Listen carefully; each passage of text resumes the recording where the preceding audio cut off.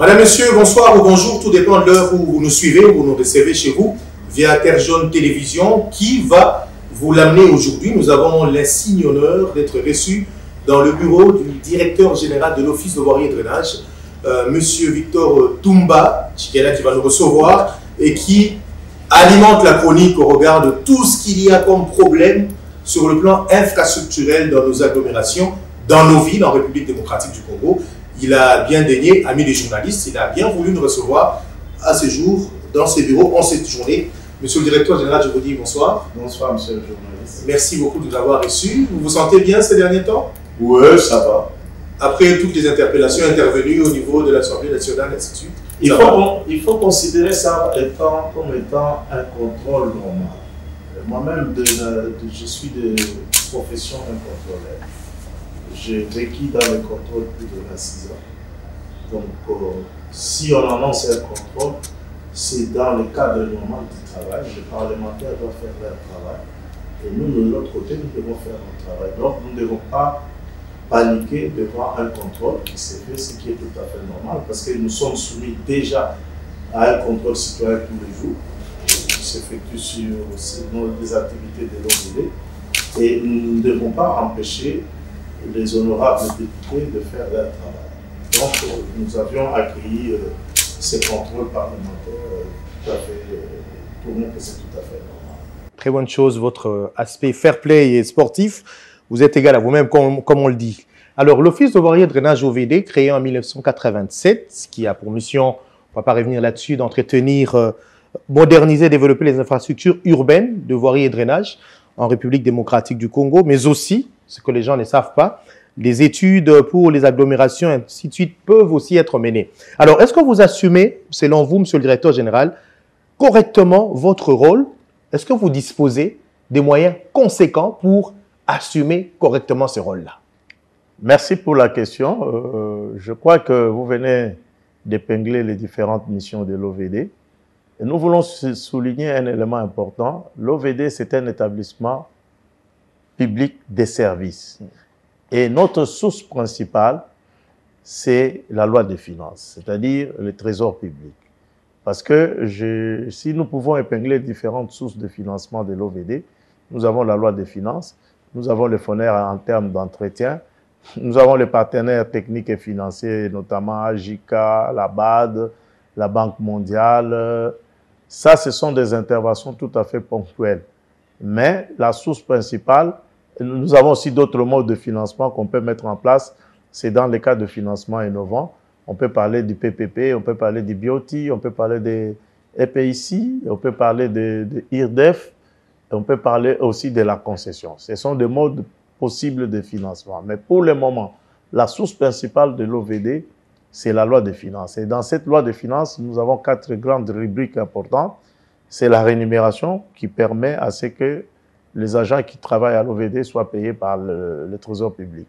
Vous avez aussi la rubrique la plus importante pour nous, c'est ce que nous appelons le budget d'investissement. Le budget d'investissement, c'est là où nous positionnons nos différents projets que nous devons réaliser annuellement. Et suivi de ce que nous appelons l'intervention économique et sociale, c'est ce qui nous permet de pouvoir réaliser les études. Et enfin, nous avons ce qu'on appelle les subventions aux organismes auxiliaires, qui est au fait le fonctionnement. Alors, il faut attirer l'attention de nos concitoyens que, d'une manière générale, quelle est la méthodologie que l'OVD applique pour pouvoir réaliser les projets? C'est-à-dire, nous élaborons les prévisions budgétaires annuellement que nous présentons au niveau de la conférence budgétaire, et à ce niveau-là, on confectionne le budget qui est envoyé au Parlement. À partir du Parlement, à travers l'ECOFIN, le budget passe au Sénat et finalement, le budget voté, ça devient une loi. Malheureusement, les grands problèmes qu'on connaît dans notre activité qui nous empêche de réaliser nos missions correctement, c'est le manque de la planification entre ce que j'appelle la planification physique. Qu'est-ce que ça signifie la planification physique? C'est-à-dire, nous connaissons ce que nous devons faire. C'est-à-dire, j'ai fait une identification du problème, j'ai fait des évaluations, je monte tout un dossier technique et je le soumets dans le circuit de la chaîne de dépenses, c'est-à-dire je commence par le ministère des Travaux publics qui est notre ministère de tutelle, où on fait ce qu'on appelle l'engagement. Le ministère des tutelles envoie les dossiers dans la chaîne de dépenses, c'est-à-dire auprès du ministère du budget pour la liquidation. Et après liquidation, le ministère du budget envoie à l'ordonnancement. Et les grands problèmes qu'on connaît, c'est au niveau de la chaîne de dépenses, c'est-à-dire le ministère des budgets et le ministère des finances. C'est là où se bloque le problème. Et quand nous n'avons pas les ressources suffisantes, il est difficile pour nous de pouvoir remplir nos missions correctement. Ça, c'est une très bonne réponse que vous venez de me donner. Ça m'ouvre effectivement la brèche. Pourquoi je parle un peu de l'homme, Victor Toumba Tchikela. Vous êtes là depuis 2020, mais vous étiez déjà à l'OVD. Est-ce que vous pouvez dire à la population, à l'opinion qui vous suit, quels sont les problèmes que vous avez rencontrés en son temps, lesquels problèmes semblent avoir une identité pérenne, qui persiste encore, empêchant l'excellent fonctionnement de l'OVD? Je crois, je l'ai épinglé, même quand nous étions ici, parce que nous avions été ici de 2008 à 2012. Ils sont partis 8 ans après. Il a plu au chef de l'État de nous remettre à l'OVD depuis 2020, depuis le mois de juin. Donc, le même problème persiste, tel que je viens de l'énumérer tout à l'heure, c'est-à-dire la planification physique. Il n'y a pas convergence entre la planification physique et la planification financière. Voilà. Et tant que ce problème persistera, nous pensons que, en termes de développement des infrastructures, nous rencontrerons les difficultés. Ce qu'il faut souligner aussi, un élément important, le développement des infrastructures exige une mobilisation importante de moyens, de ressources financières. Vous savez, ce n'est pas quelque chose à cacher. Aujourd'hui, si nous voulons réaliser 1 kilomètre d'une route, vous avez au moins 1 million, 1,2 million. Alors, si vous voulez réaliser 10 kilomètres, vous voyez, il faut trouver 10 millions.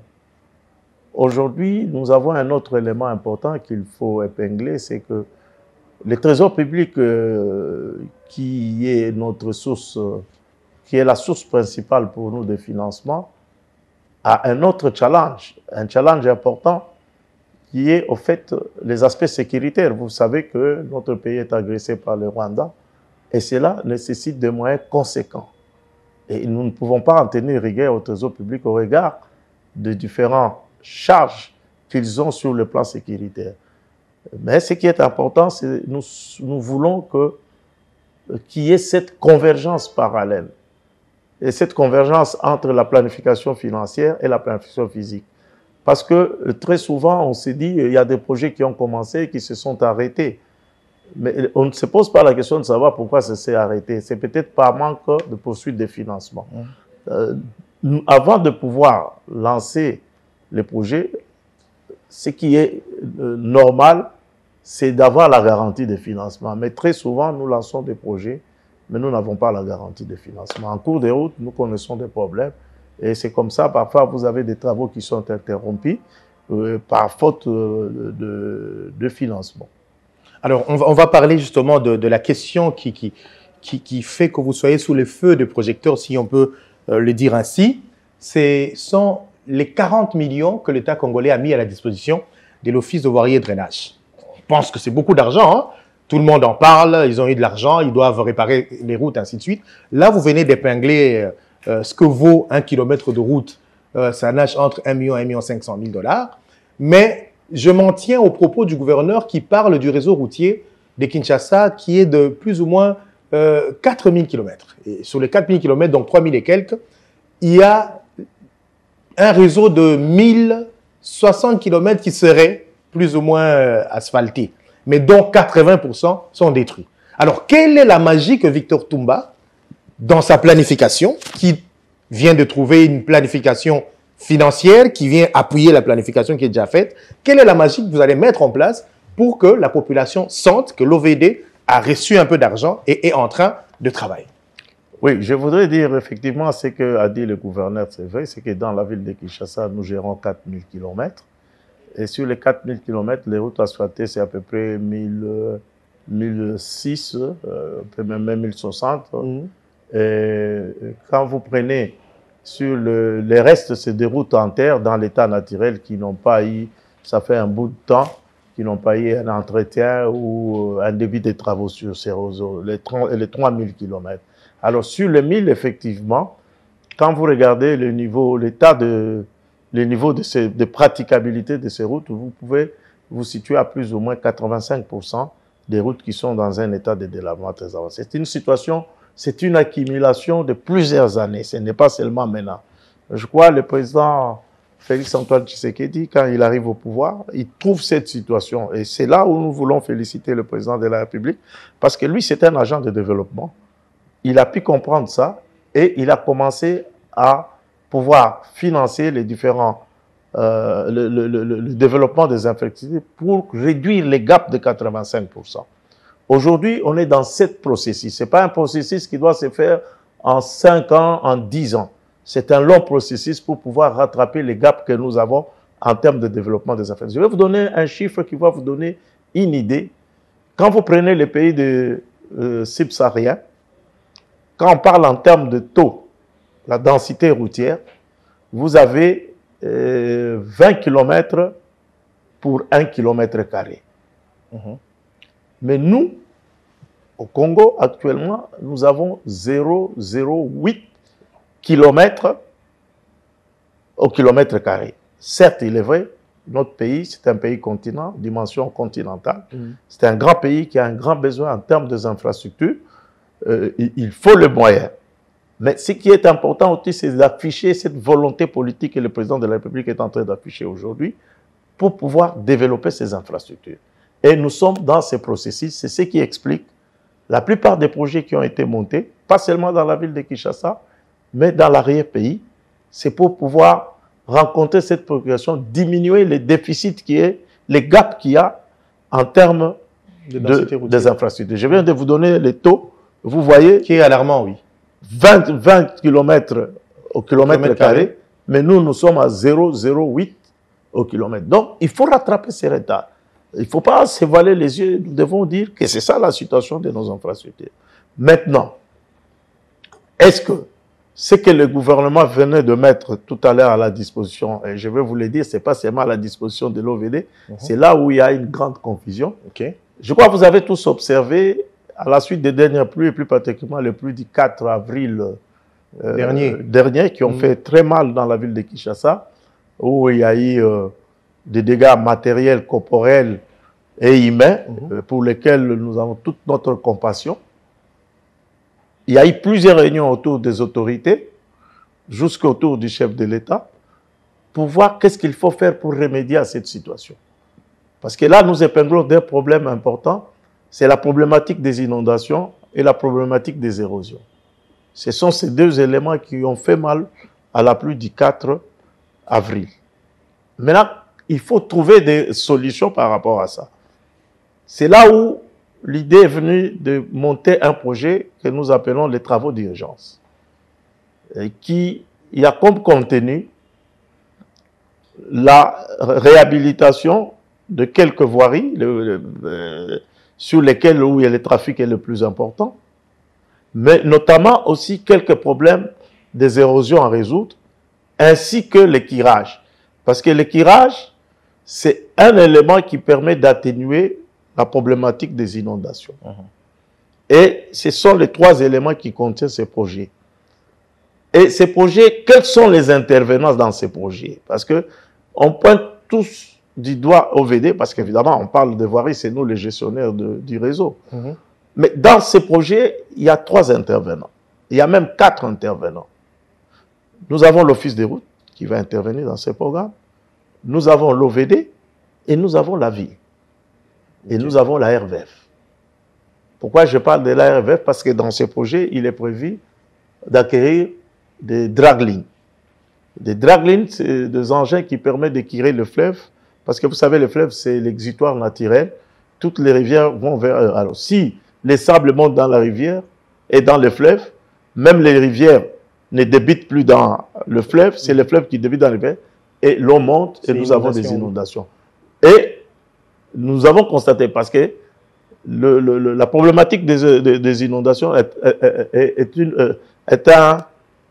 un élément qui est transversal, qui répond à plusieurs ministères, le ministère des ITP, des Transcom, urbanisme, aménagement du territoire, affaires foncières.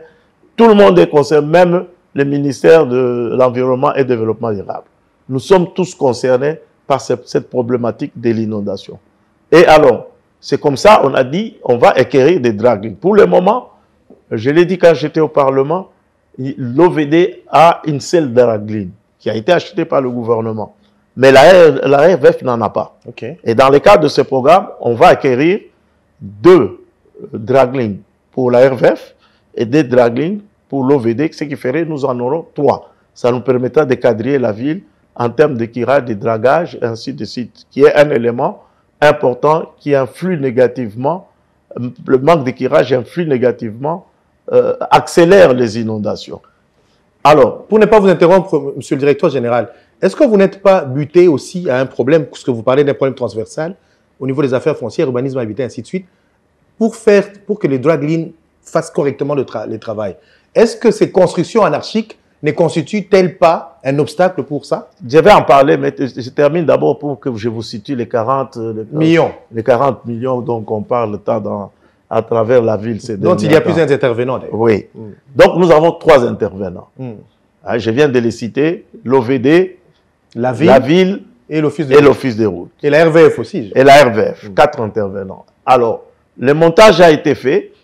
Ce n'est pas l'OVD qui a monté le programme, c'est un programme multisectoriel, c'est-à-dire plusieurs ministères qui se sont rencontrés parce qu'il y a eu plusieurs réunions et on a monté ces dossiers. Alors, le dossier, c'est 88 millions de dollars. Mais le paiement va se faire d'une manière séquentielle. Parce que quand vous prenez la lettre du ministre qu'il a écrite au ministre du Budget, c'est 81 millions, mais il y a eu erreur parce qu'il venait d'écrire une deuxième lettre pour corriger le 8 millions, les 12 millions qui étaient... il y avait une erreur matérielle. Donc aujourd'hui, le programme c'est 81 millions plus 12, ça vous fait 93 millions. Et dans sa première phase, le ministre des Finances a mis à la disposition, parce que le problème, c'est que ça passe dans un compte qui est un compte de l'OVD. C'est un compte du ministère des Finances, mais qui est géré au niveau de l'OVD. Okay. Et pour actionner ce compte, il faut l'avis de non-objection du ministre des Finances. Le ministre des Finances a décaissé 21 millions. Cet argent est arrivé dans notre compte le 15 mai. La deuxième tranche, c'était 21 millions. Ça, c'est le 15 mai. La deuxième tranche est arrivée le 23, le jour où j'ai passé répondre aux questions au Parlement. Donc, ce qui fait un total de 41 millions. Quelle est la répartition de ces 41 millions? Voilà. La répartition de ces 41 millions, c'est que là-dedans, vous avez, je vous ai dit les intervenants, il y a l'acquisition qui fait à peu près 9 millions de dollars, des draglines, les 4 draglines. Vous avez là-dedans le paiement à ce qui concerne... D'abord, je vous donne en termes de pourcentage le montant qui reviendrait dans les 41 millions. Donc, l'OVD a 53%. Okay. Ça fait à peu près 21 millions. La ville a 13%. 13% de 41, ça vous fait dans les 12... Non, peut-être de 12 millions. Et le reste, c'est l'Office des routes qui a... Non. L'Office des routes a 13% et la ville a 34%. Ce qui lui fait à peu près dans le 11-12 millions. Et la différence, c'est l'Office des routes. Alors, je reviens maintenant au contenu de l'OVD. Parce que je préfère parler de l'OVD. Si vous avez des questions, vous allez poser la question à l'Office des routes, vous allez poser à la ville qui vous dise quel est le contenu de son programme. Dans les 21 millions, nous avons 9 millions de dollars qu'il faut payer aux entreprises qui ont déjà exécuté les travaux. C'est 8 750 pour ce que nous appelons le projet 3 communes. Ce sont des factures qui sont déjà, les entreprises ont déjà exécuté les travaux, il faut le payer, plus 1 million quelque chose qu'il faut payer sur Kindele. Kindele, c'est qui passe vers, en allant vers l'université. Vous avez vu qu'on a changé les ponts qui étaient là. On a surélevé, il n'y a plus de problème d'eau. C'est ça. Donc, il y a 1 million qui vont aller à ces projets-là. Ce qui fait 8 millions, à peu près 9 millions 750. Si j'ai soustrait dans les 21 millions, les 9 millions qui sont des factures déjà, pour lesquelles on a déjà travaillé, il va rester à peu près 11 millions. C'est les 11 millions qui concernent les travaux que l'OVD va exécuter dans le cadre de travaux d'urgence. Maintenant, quel est le contenu? Parce que c'est ça qui est important. Quel est le contenu de ces travaux? Le contenu de ces travaux, c'est du pointe-à-temps, c'est-à-dire boucher les trous. Je prends les cas, je vais vous donner même le montant, parce que dans Lumumba ici, boulevard Lumumba, Sendwe, jusqu'à Triomphal, ça fait partie des axes que l'OVD va travailler. Lumumba ici, le montant qui est prévu dans le cadre, dans les 11 millions, c'est 245 000 $. Donc, je ne peux pas faire toute la route avec 245 000 $. Je vous ai dit, c'est à peu près 1 million, 1 million 200. Or, Lumumba ici, c'est 5 km quitter Sendwe pour arriver à l'échangeur. Mais c'est 2 fois 4. Ça signifie quoi? C'est 20 km. Parce qu'il y a 4, il y a 2 bandes. 2 fois 4. Ça me fait 20 km. Donc, je ne peux pas faire, par exemple, le travail de renforcement, parce que quand nous avons fait le programme, nous avions prévu, nous avions voulu renforcer la chaussée. Pourquoi? Lumumba a été construit en 2011. J'étais encore DG ici. Oui, je me rappelle. Aujourd'hui, si vous comptez, c'est à peu près 14 ans. Ça signifie que c'est une route qui subit maintenant l'usure normale. Parce que la durée de vie d'une route, c'est à peu près 15 ans, une route asphaltée, une route bétonnée, 20 ans. Donc aujourd'hui, Lumumba là nécessite une réhabilitation totale, soit un renforcement. Nous avions proposé de faire le renforcement, ça faisait 9 millions. On a dit qu'il n'y a pas d'argent. Vous faites le point à temps. C'est 245 000 $ qui va être fait. Parce qu'il faut que les gens sachent qu'est-ce qui va être fait. Quel est le contenu de ces travaux-là. Donc nous allons aller, je crois ceux qui ont observé, nous avons travaillé vers Ave Maria. Il y avait des trous. Nous avons travaillé aussi au croisement Université Sendwe. Ça fait partie de ces travaux. Ceux qui nous voient ces derniers temps, on est en train de travailler vers Cabinda. Vers Pain Victoire. C'est toujours ces travaux. Nous avons commencé les travaux sur Kianza Bakali. Ça fait partie de ces projets que nous allons faire. Donc, ce sont des travaux de pointe-à-temps et de renforcement. Alors, si on travaille le point qui pose des problèmes, il se peut que, par après, parce que la route a déjà subi l'usure normale, qu'il y ait apparition de trous ailleurs. Mais quand les gens vont voir ça, ils vont dire, Mihibi, ils ont volé l'argent. Je vous dis, Lumumba, c'est 245 000 $. Donc, c'est insignifiant. Peut-être Bakali, ça fait 1 million. Malheureusement, je ne peux pas me déplacer, mais si j'avais mon tableau, je pouvais prendre mon tableau et vous dire le montant exact. Parce que ça se trouve sur ma table. Donc, c'est ça le contenu de ces travaux-là. Alors, donc, OVD, sur les 21 millions, il y a 9 millions qui vont servir à payer des travaux qui sont déjà exécutés. Il va lui rester 11 millions pour réaliser les travaux d'urgence. Je cite quelques avenues. Par exemple, LDK, vous connaissez LDK, Laurent Désiré Kabila. Nous allons travailler au niveau des Peloustor. Vous voyez qu'il y a un grand trou. Nous allons travailler au croisement Okito LDK. Vous avez un grand trou. Et puis, quand vous quittez Météo pour remonter vers le marché, hein, la route n'est pas bonne. On va essayer d'arranger. On va aller vers Ipen et Kananga aussi. Et puis, on va aller vers Ipen. Il y a un trou aussi par là. Voilà sur LDK les endroits où nous allons travailler dans le cadre des travaux d'urgence. Parce que ce sont des éléments importants. Parfois, les gens ne comprennent pas où on va travailler et on va dire non, non, on leur a donné l'argent, ils ont bouffé de l'argent. En matière de travaux publics, il faut connaître la nature des travaux avant de dire quoi que ce soit. Je l'ai dit au niveau du Parlement, il y a 4 types de construction. Nous avons la construction, c'est une route qui n'existe pas, je viens la tracer. je peux faire ce que j'appelle la réhabilitation totale. C'est-à-dire, c'est une route qui existe, mais elle est complètement abîmée. Je la recommence. Par exemple, Lumumba aujourd'hui nécessite une réhabilitation totale. Libération a été fait aussi en 2011. Ça nécessite une réhabilitation totale, avec un renforcement pour garder. Alors, ça, quand vous me demandez la construction et la réhabilitation totale, je vous dirais 15 ou 20 ans. Si c'est une route asphaltée ou si c'est une route bétonnée. Et les cas de projets qui concernent ce type de travaux, c'est comme le projet Tchilégel aujourd'hui, qui est en train de se faire dans la ville. Parce que les gens ne connaissent pas que dans la ville de Kinshasa, il y a des travaux qui ont été déjà faits dans le cas de Tchilégel.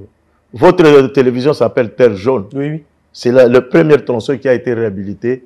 C'est là où même le chef d'État a lancé les travaux. Oui. Vous venez, l'avenue Bolengue des Rois Baudouin. Les gens connaissent comment cette route était. Ça, c'est Tchilégelo. Vous venez à Kingaboa, à partir de Poilou, la route TP, vous faites ce qu'on appelle les boucles Kingaboa pour sortir vers Iveco. C'est Tchilégelo. Vous prenez l'avenue Makanza. Makanza pour aller vers Libération, c'est Tchilégelo. Vous prenez l'avenue Assosa, c'est Tchilégelo. L'avenue Manifeste. Vous prenez en face de l'Inter, l'avenue Ouvira qui est bétonnée, c'est Tchilégelo. Vous prenez ici à Kassavou, l'avenue Chaba, c'est Tchilégelo. Vous prenez l'avenue Ngadakilo. Bon, peut-être les gens ne connaissent pas là où se trouve. C'est vers, vous dépassez le centre de formation Régie des eaux. Okay. Vous avancez, maintenant c'est là où les gens passent pour sortir sur l'avenue de l'école. Oui. Ça c'est Tchilégelo. Vous avez une autre route que les gens ne connaissent pas, c'est l'avenue du fleuve qui est en Mboudi. C'est Tchilégelo, qui est déjà terminée, réceptionnée. Vous avez l'avenue Éthiopie qu'on est en train de travailler maintenant. C'est Tchilégelo. Donc, vous avez l'avenue Kindu à Kitambo. Vous avez l'avenue Kwango. Vous avez l'avenue Milambo. Ce sont des avenues qui ont été travaillées. Donc, on a sur les 40 km de Tchilégelo, aujourd'hui, on a déjà atteint au moins 30 km qui sont déjà réalisés. Il reste à peu près 10 km pour terminer complètement le projet. Et ça, c'est le type de réhabilitation totale. Je prends ici, à Libété, prenez 7e rue, 9e rue, 12e rue, 13e rue, 14e rue, 15e rue.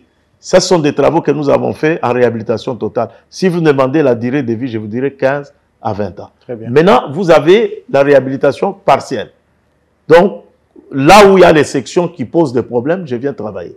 C'est le cas du projet Zéro Trou qui fait couler beaucoup d'encre. Parce que les gens ne comprennent pas la nature des travaux. Donc, s'il y a un jugement à émettre, c'est sur les sections que j'ai travaillé. Ne venez pas me dire, non, non, il y a un autre truc qui apparaît. Je donne l'exemple pour Zéro Trou. Nous avons travaillé sur l'avenue Kassavou. Nous avons travaillé sur l'avenue Kassavou où? Nous avons travaillé en face des banques de crédit agricole. On a bétonné à peu près 400 mètres, on l'a fait. Et puis vous avez l'avenue du marché, là on a bétonné, l'avenue Kisangani et l'avenue au Congo. Ça a été fait dans les cadres. C'est là où on a travaillé. Nous avons sauté sur Kassavoubou, nous sommes allés vers Rwakading. Dépassé Rwakading, il y avait un grand trou là. On a bétonné 600 mètres. Et puis nous avons fait aussi vers les rails, on a fait à peu près 350 mètres de bétonnage. Mais quand on a travaillé vers Zo, la route était bonne. Mais après, la route s'est détériorée. Oui. Pour les gens, Mbongo, on n'a rien fait. Nous disons, s'il y a un jugement à mettre, c'est sur les sections que nous avons travaillé. Je vais vous citer des exemples comme ça, je peux citer l'avenue Université, vous allez comprendre. Donc, même maintenant, il faut comprendre quelle est la nature des travaux. Si on ne comprend pas la nature des travaux, chacun va aller dans tous les sens, on va vous traiter de voleurs, ainsi de suite. Donc, voilà ce que c'est le projet, les 41 millions dont on parle. Pour le moment, on n'a même pas encore payé qui que ce soit. Cet argent est encore dans les comptes parce que le ministre des Finances doit ouvrir les sous-comptes. À partir du compte principal, on va mettre l'argent à l'office des routes, ce qui revient à l'office des routes. On va mettre les 21 millions qui revient à l'OVD dans son compte. On va mettre à l'hôtel de ville les 12 millions dans son compte. On est dans ce processus, mais on attend. Mais les travaux ont déjà commencé. Chaque structure a déjà commencé les travaux. Ceux qui passent sur bypass, ils vont vers sous-région, ils voient l'office des routes en train de travailler. C'est dans ce cadre de ces travaux. Donc, vous allez me corriger, monsieur le directeur général, si c'est une mauvaise pensée. Ceux qui sont en train de nous suivre à la télévision, qui pensent qu'avec cet argent, l'OVD va construire des nouvelles routes, c'est trompé. C'est trompé. C'est là, l'important, c'est de connaître quelle est la nature de ce projet. Je viens de vous définir la nature des travaux. Parfaitement. Cette nature que je viens de définir, c'est valable pour l'office de route, c'est valable aussi pour l'hôtel de ville. Donc, vous avez des avenues qui reviennent dans ces projets-là. Ce qu'on vise dans ce projet, c'est la fluidité. C'est-à-dire permettre à ce qu'on puisse rouler sur la route convenablement. Ce n'est pas des travaux en profondeur. J'insiste beaucoup. Ce n'est pas des travaux en profondeur. Vous verrez, si je vous montre les tableaux, c'est écrit pointe-à-temps, renforcement. Très bien. Merci pour la précision, monsieur le directeur général. Mais comme vous avez parlé de la planification, et en expliquant, on comprend que vous maîtrisez votre élément. Est-ce que vous avez déjà effectué des études sérieuses, chiffrées, si on peut le connaître, si ce n'est pas un secret, sur ce qui peut être fait pour que Kinshasa, au niveau de la fluidité, puisse finalement respirer et que tout le jour, quand on est coincé dans les embouteillages, on ne dise pas du mal de l'OVD? Oui. Vous savez, pour le moment, sur la voirie, les gens doivent le savoir, il y a des interventions qui sont faites aussi par l'hôtel de ville, pour lesquelles l'OVD n'est pas impliqué. Il y a des interventions qui sont faites par l'OVD. Donc, il faut que les gens sachent. Bon, comme c'est sur les voiries, tout ce qui est voirie, c'est l'OVD. Parce qu'il y a le BESECO qui agit avec la ville aujourd'hui dans les voiries. Donc, c'est important. C'est là où je reviens à ce que j'ai appelé la planification physique. J'ai dit, nous connaissons les problèmes de la ville de Kinshasa. Nous avons, au niveau de notre... Nous avons une direction d'études de projets où nous avons une banque de données des études de projets que nous avons déjà réalisées. En termes de voirie, en termes d'élite anti-érosive. En 2021, nous avons fait une réflexion sur la lutte anti-érosive à travers tous les pays. Et notre ministre a présenté cette réflexion au niveau du Conseil des ministres. Mais depuis 2021 jusqu'à aujourd'hui, nous n'avons pas réussi ce que nous attendons par rapport à cette réflexion. Aujourd'hui, c'est dans la ville ici, vous avez une réactivation terrible des érosions dans tous les sens. Là, c'est sérieux. Dans tous les sens. C'est là l'importance de ce que vous avez dit tout à l'heure, l'urbanisation contrôlée, l'aménagement du territoire, qui sont des éléments importants qu'on ne respecte pas, qui sont les causes de ce que nous sommes en train de connaître. Donc, sur le plan de la planification, l'OVD dispose suffisamment des informations. Aujourd'hui, vous savez qu'il y a un gap en termes de système de drainage dans la ville de Kinshasa. Et notre ministre, ayant compris ça, a mis en place un système de recrutement d'un consultant qui doit nous refaire une étude sur le système de drainage. Parce que le système de drainage qui était dans cette ville, date de l'époque coloniale, à part ce qu'on a dit ajouter. Parce que, par exemple, depuis 2020 jusqu'à 2025, l'OVD a réalisé 339 000 mètres de caniveaux. Mais c'est insuffisant dans cette ville où l'explosion démographique, on était à 500 000, aujourd'hui on est à 12 000. Près de 15 millions. 15 millions. Et les zones qui étaient des zones non nidificantes, aujourd'hui ces zones sont envahies. Et il y a la dévégétalisation qui s'est faite d'une manière anarchique, sur un sol érodable qui est le sable dans cette ville. Et c'est ce que nous voyons comme conséquence. Il y a des problèmes des inondations, il y a les problèmes des érosions. Mais en termes de planification, l'OVD dispose de planification. Pour résoudre le problème d'embouteillage, parce que moi-même, j'ai fait partie de la commission d'embouteillage. Quand on a eu à présenter l'alternance, j'étais parmi les experts qui est allé présenter ça au Conseil des ministres. Bon, aujourd'hui, on a arrêté ces systèmes. La problématique des embouteillages ici, en dehors de tout qui est sur de la dégradation de la chaussée, c'est que nous ne travaillons que sur les voiries primaires. C'est-à-dire, nous tous, nous sommes sur Lumumba, nous sommes sur le boulevard du 30 juin, nous sommes sur Libération, tout ça. Nous disons, dans notre planification, il faut, parce que dans la catégorisation des voiries, nous avons les voiries primaires, et nous avons les voiries secondaires et tertiaires. La solution est la réhabilitation des voiries secondaires et tertiaires, qui sont la plupart en terre. Il faut résoudre ça. Si nous faisons les voiries secondaires et tertiaires, les gens peuvent entrer à l'intérieur et ressortir. Nous ne demandons pas de faire ces travaux à part la méthode classique, comme on le fait sur le principal. On peut le faire par la stabilisation. Et donc, le coût est moindre. Au kilomètre, vous avez à peu près 400, 500 $ le kilomètre. L'essentiel, c'est de faire des bons drains.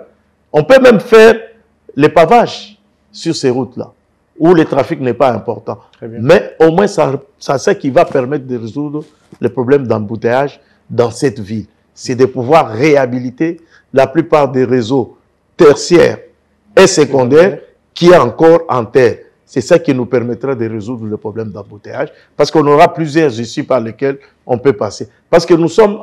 Le plan d'urbanisation de cette ville était fait à l'époque coloniale. C'est ce qu'on appelle les villes dortoirs. Le matin, nous tous, nous allons dans le même sens à Gombe, c'est là où il y a toutes les activités. Nord, oui. Le soir, nous commençons à rentrer dans l'autre sens. Or, si nous avons une bonne urbanisation, ça nous permettrait d'avoir, comme c'est sous d'autres cieux, des activités. Pour avoir le passeport, on n'est pas obligé d'aller aux affaires étrangères. C'est ça qu'il faut. C'est ça qui va résoudre, de décongestionner la ville. Et ça, c'est un élément important. Merci beaucoup, monsieur le directeur général. Comme on est en train d'arriver au terme de cette émission, je voudrais faire une conclusion, monsieur le directeur général, pour que vous me précisiez si ma logique est conforme à vos propos. Le jour où la planification technique sera en parfaite harmonie avec la planification financière, on ne dira plus du mal de l'OVD. Absolument. Parce que nous avons quand même des réalisations qu'on a montrées. Je prends depuis 2019 jusqu'à 2025, l'OVD a réalisé 880 km de routes, soit asphaltées, soit bétonnées. 180 km de routes en terre. Tout ça, 30 érosions qu'on a traitées. Et puis tout ça, 50, et pont, et dalo, tout ça, Ango. Bon, je commence à entrer à l'Igala. Il n'y a pas de problème, on est en train de chuter, on a presque fini. Donc, nous avons pu réaliser des choses. La tendance aujourd'hui, c'est de voir seulement Kinshasa. C'est la miroir. Mais nous avons fait des travaux, ceux qui vont en Bujimaï. Dans une prochaine émission, si vous nous accordez, on parlera de l'OVD au niveau national. Le travail qu'on a fait, on l'a fait comment? Nous l'avons fait en PPP. Vous avez des systèmes de financement innovants. Même aujourd'hui, l'entreprise a terminé les travaux, mais le paiement n'est pas encore total. Merci. Je vous prends l'avenue de la paix. Riflard. Cette avenue est terminée. C'était un projet de 12 millions, ça fait à peu près 8 km. 12 millions, quelque chose. Mais jusque-là, on a payé seulement 3 millions. Les travaux sont terminés. On a encore des dettes vis-à-vis de l'entreprise. Donc, la planification, la convergence de la planification physique et la planification financière est un élément important. Parce que si vous n'avez pas ça, c'est comme ça, vous voyez des travaux qui commencent, qui s'arrêtent. Je comprends. Je prends le cas des 3 communes. Nous avons lancé les 3 communes, c'est en PPP. Nous avons dû attendre 1 année et 6 mois pour voir les premiers paiements. Alors que les entreprises, telles que dit le contrat, ils déposent les factures, on doit les payer. Depuis qu'on a payé au mois de novembre, jusqu'à maintenant, on va payer peut-être dans les 41 millions là. On va donc, si vous voyez un décalage de 6 mois. Or, quand vous prenez la loi qui gère les marchés publics, il est dit que les décomptes sont mensuels. Donc, chaque mois, l'entreprise dépose sa facture, le trésor public, par rapport à la loi, a 45 jours pour payer la facture. Normalement, si on ne paye pas la facture, peut-être on n'applique peut-être pas ça. Si c'est la faute de l'administration, on doit payer à l'entreprise un compte d'indemnisation. Mais si c'est à la faute de l'entreprise, on lui colle les pénalités de retard, c'est ce que dit la loi. Merci beaucoup, monsieur le directeur général. Nous avons été suffisamment outillés et informés par rapport à l'utilisation de 41 millions de dollars. C'est même plus que ça. Et il n'y a pas que l'OVD qui est concerné, il y a beaucoup d'autres intervenants. Vous l'avez suivi dans cette émission. Merci, monsieur le directeur général, et merci à vous pour cet intérêt. Très bon suivi des programmes sur Terre Jeune Télévision.